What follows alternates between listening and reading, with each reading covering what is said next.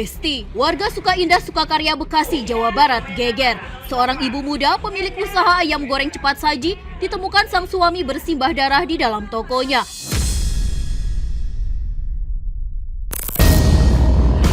Upaya menyelamatkan korban pun gagal. Wanita berusia 25 tahun ini meninggal dunia saat dibawa ke klinik terdekat untuk mendapatkan pertolongan medis. Sementara anak korban yang baru berusia 18 bulan pun hilang di bawah pelaku. Tanya lagi, ini buka nutup dari pagi lah, ya emang nutup. Pas buka ya korban udah kelihatan, itu posisi. Sempat dibawa ke rumah sakit tapi di perjalanan udah nggak ada.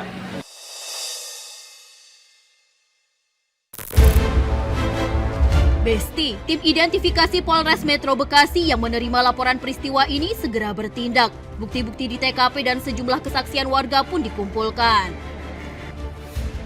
Usut punya usut nih Besti. Dua orang karyawan usaha ayam goreng cepat saji ini diduga kuat sebagai pelaku. Karena berdasarkan keterangan para saksi, di saat kejadian korban pamit ke toko untuk menemui dua karyawan barunya. Minta tolong. Terus saya keluar ngecek ke depan. Ada Bang Awi. Bang, sini Bang. Ada apaan sih ini? Bang Awi nyamperin, kita belum sempat kedor pintu. Ada yang bilang, ada ular di dalam rolling door. Rolling door kan terbuka segini. Ya selesai saya dari situ kan nggak punya pikiran apa-apa kan, nggak curiga. Kita balik ke sini, nyuci ikan lagi, bunyi suara kencang mas itu?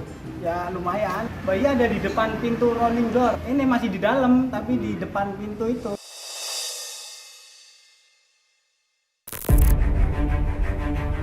Besti, karena kasus ini adalah pembunuhan disertai penculikan, Polda Metro Jaya pun turut membantu dan secepatnya membentuk tim khusus untuk melacak sekaligus melakukan pengejaran terhadap pelaku. Dan tak butuh waktu lama Besti, identitas pelaku pun terkuak. Polisi pun memburu keduanya menuju kampung halamannya di Subang, Jawa Barat. Besti, kedua pelaku sebut saja namanya Jaja dan Dudung akhirnya berhasil diringkus. Jadi Besti, kedua pelaku awalnya hendak membawa sang anak ke Yogyakarta dengan menaiki sebuah bus antar kota. Namun karena tak punya biaya, mereka turun di Subang, Jawa Barat. Sementara Rafa, sebut saja begitu nama bocah lelaki yang mereka culik, ditinggalkan begitu saja di sebuah pos ronda di pinggir jalan. Dan keduanya pun pergi meninggalkan sang bocah menuju rumah salah satu pelaku. OMG! Alhamdulillah, anak udah dapat, udah selamat.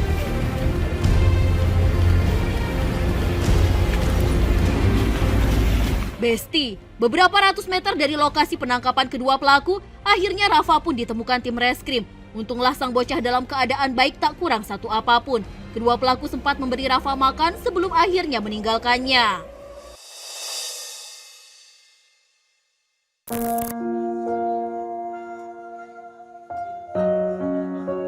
Sementara di Sukamantri, Tambelang, Bekasi, Jawa Barat berlangsung pemakaman jasad Intan, sang pengusaha ayam goreng cepat saji.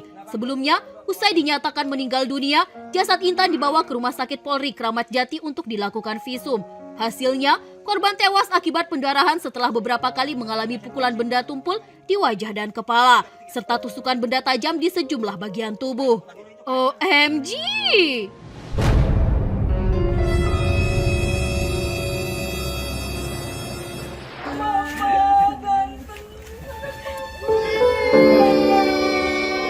Tapi Besti, kabar duka berganti haru sekaligus bahagia. Malam itu juga keluarga mendapat kabar penemuan Rafa, sebut saja begitu nama bocah lelaki anak korban Intan yang sempat diculik pelaku. Seketika isak tangis pun pecah saat Rafa diserahkan kepada keluarga. Mereka tak kuasa menahan haru melihat kembali bayi lelaki usia 18 bulan ini dalam kondisi sehat dan selamat.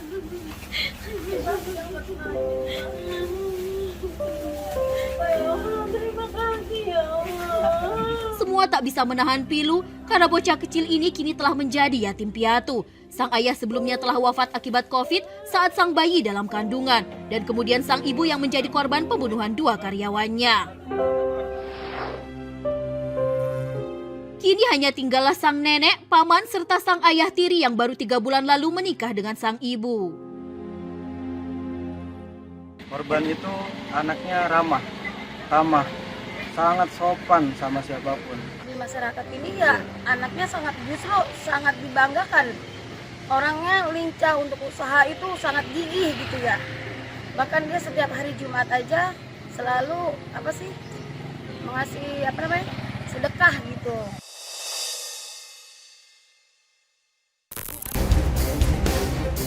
Besti, 2 karyawan Intan yaitu Jaja dan Dudung kini tengah diperiksa intensif di Polda Metro Jaya.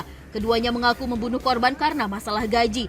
Namun polisi tak percaya begitu saja dengan pengakuan keduanya, mengingat kedua pelaku baru bekerja 5 hari di usaha ayam goreng cepat saji milik Intan. Kemungkinan ada motif lain di balik pembunuhan ini. Awal mempekerjakan itu karyawan ini atau si pelaku ini itu mencari info loker, mencari di grup Pretiken. Nah, hingga dari si korban ini membutuhkan namanya karyawan. Besti, dari total 5 hari bekerja di toko milik Intan, kedua pelaku ternyata merencanakan pembunuhan terhadap majikannya di hari ketiga. Hal inilah yang menjadi tanda tanya besar motif pembunuhan ini. Apakah ada aktor lain yang terlibat di dalamnya? Kita nantikan saja penyelidikan kepolisian ya Besti. Yang jelas, penjara maksimal 15 tahun telah menanti kedua pelaku ini sesuai pasal 338 Kitab Undang-Undang Hukum Pidana tentang pembunuhan berencana. OMG!